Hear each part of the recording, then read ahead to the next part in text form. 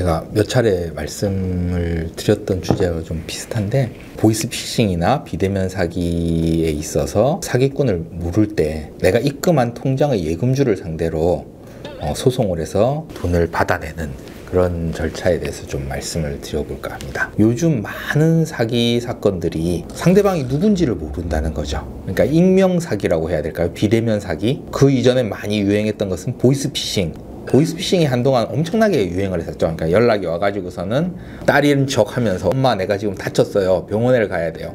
내가 어디 잡혀 있어요. 이런 식으로 얘기를 해서 가족이 깜짝 놀라서 돈을 보내게 한다든지, 검찰 수사관인 척 하면서 아예 팀을 조직을 해서 돌아가면서 전화를 하는 거죠. 통장이 범죄에 사용됐다. 이렇게 하면 사람이 깜짝 놀라니까, 그러면은 내가 해결해 줄 수는 없고 우리 검사님한테 한번 부탁을 해봐라. 그럼 옆에서 검사 역할을 하는 사람이 또 전화를 해가지고서는 막 화를 내는 거죠. 이거 안 된다고. 뭘 이런 청탁 전화를 하냐. 안 된다.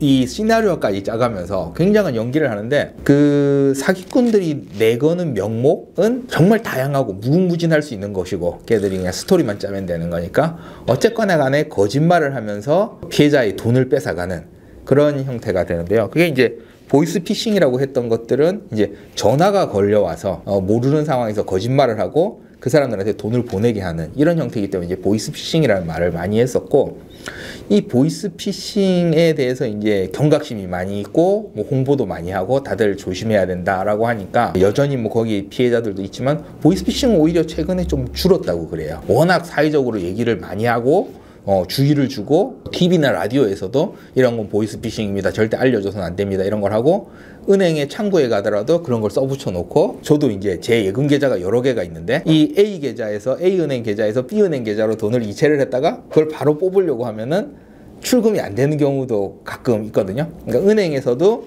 그런 걸 모니터링을 해서 예금의 이동이 비정상적이다. 그런 판단이 들면은 이제 그걸 막아버리는 거죠. 한시적으로 본인 인증 문자를 요구하기도 하고, 혹은 이제 시간을 두고서 이건 30분 있다가 찾아야 됩니다 라든지 그런 여러 장치들을 만들고 있어서 조금 줄어드는 추세라고는 하고요. 근데 그게 꼭 줄어든다고만 볼 수가 없는 게, 또 다른 신종 사기 수법들이 등장하고 있기 때문에 보이스피싱은 이제 어느 정도 유행이 지난 유형이 되는 것이고, 거기에서 이제 신종으로 나오는 것들은 어떻게 보면 이제 주식 리딩방 사기 이런 것들이 굉장히 많이 피해를 보고 있죠. 처음에 주식 종목을 알려준다고 해가지고 들어갔더니만은 나한테 회비를 받는 경우도 있고, 점점 많은 돈을 투자를 하게 하고, 그러니까 주식 리딩방, 그 다음에 코인 투자 이런 걸 하게 하는 거죠. 근데 그런 유형의 범죄들이 공통점이라고 하면은 유튜브를 보거나 SNS를 보고서 그 사람들이 어떤 유명인을 사칭하기도 하고 자신의 가짜로 계좌를 인증하기도 하고, 그럼 내가 정말 돈을 잘 버는 사람이다, 내가 유명한 셀럽이다, 이런 얘기에 속아서 그 사람들한테 스스로 연락을 하게 만든다는 거죠. 그리고 그 경우에는 전화번호로 연락하지도 않고 카톡이나 텔레그램이나 이런 메신저를 통해서만 하기 때문에 심지어 상대방이 전화번호도 모르는 거죠. 그럼 나중에 그 피해자분한테 물어보면은 그 사람에 대해서 아는 게 하나도 없지 않나요? 라고 하면은 맞네요 변호사님, 제가 그때 진짜 뭐가 씌었나 봅니다 라는 얘기를 하는 게, 상식적으로 생각을 하면 상대가 누군지도 모르는데 적은 돈이라도 일반적으로는 주질 않잖아요. 그런 걸 보고서 스토리에 말려 들어가기 시작하면 속아서 그렇게 지급을 하게 되는 거죠. 그래서 이제 주식 리딩방에서 500만 원, 1000만 원 하다가 자기 퇴직금 모든 걸 날리는 경우도 있고, 또 이건 또 어느 정도 알려지면 사람들이 주식 이런 거 권유한 거 리딩방 사기가 많다더라, 코인 투자 권유하는 거 사기가 많다더라 라고 생각을 하니까 새로운 걸 자꾸 만들어내요, 이 사기꾼들은. 근데 이 새로운 게 전혀 새로울 거 없는 게 똑같은 사기 시스템에 옷만 갈아입히는 거죠. 예전에 그 다단계 판매를 할 때 그 산융전자에서 나온 자석료 270만 원에 팔던 자석료가 있었는데, 원가는 20만 원도 안 할 것 같은데요. 그 다음부터 이제 물품만 바뀌는 거죠.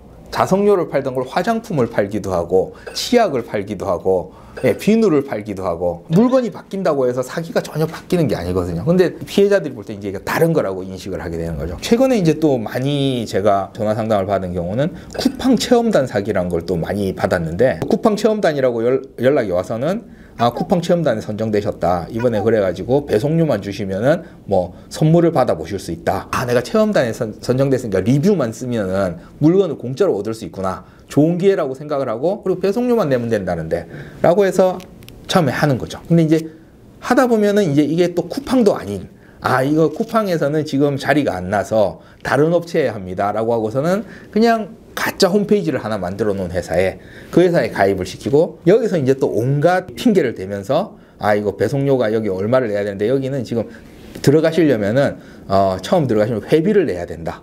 그래서 뭐 10,000원, 50,000원 이래서 점점 금액이 늘어나는 거예요. 그래서 그만하고 환불을 하려고 하면은 환불 당연히 해드리죠라고 해놓고서는 환불을 하려면은 이게 최소한 적립금이 10만 원은 돼야 됩니다. 이런 식으로 하면서 막 10만 원이 100만 원이 되고 몇 천만 원을 이렇게 되는 이런 피해를 보시거든요.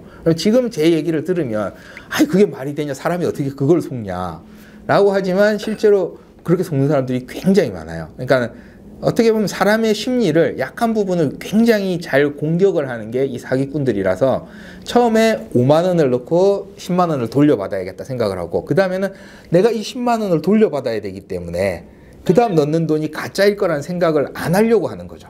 그러니까 사람들은 어떤 문제가 발생을 했을 때 그 문제를 해결하고 문제가 발생하기 전으로 돌아가고 싶은 거예요. 그래서 내가 이미 피해를 본 걸 인정을 해버리면 되는데 야 얘들 사기꾼이네, 5만 원 그래 날려야 되겠다, 그냥 포기하자 이러면 될 것을 그걸 되찾기 위해서 10만 원이 되고 100만 원이 되고 이런 피해를 보게 되거든요. 그래서 뭐 쿠팡 체험단 사기 이것도 요즘 많이 유행하는 것 같아서 그런 거 조심하셔야 될 것 같고, 다음에는 이제 뭐 또 요즘 많이 하는 게 뭐 캐릭터? 인터넷상에서 어떤 캐릭터를 사요. 그 캐릭터를 사면은 인터넷 안에만 존재하는데 이걸 처음에 내가 100만 원에 사면 그 다음 사람이 이거를 150만 원에 사주는 이런 거래가 계속 이루어지는 거예요. 그 안에서. 근데 알고 보면은 그 안에 있는 단원 회원들 중에 대부분이 같은 편이고 가짜였다는 거예요. 사기꾼이었다는 거예요. 그래서 계속 그걸 운영을 하다가 어느 순간이 되면은 사이트를 닫아버리는 거예요. 더 이상 거래가 안 되는 거죠. 이런 형태의 뭐 캐릭터 매매를 하는 사기도 있고 다양한 형태의 사기가 있어서 사기 피해 예방을 위해서 한 가지 드리고 싶은 말씀은 상대가 누군지 모르는 거래는 하시면 안 돼요. 이걸 머릿속에 꼭 가지고 계셔야지 돼요. 아무리 좋은 조건을 내걸더라도 상대를 확인을 하고 거래 상대방을 확인을 해야지. 우리가 사실은 중고나라 당근마켓에서 거래를 할 때는 내 이 3만 원을 받고서 제가 중고를 안 줄까 봐 엄청난 걱정을 하면서 거래를 하는데 사기를 당할 때는 우리의 욕심 때문에 그걸 내려놓게 되거든요. 그래서 그런 경계를 하시고 상대가 누군지를 알고 거래를 하셔야 된다.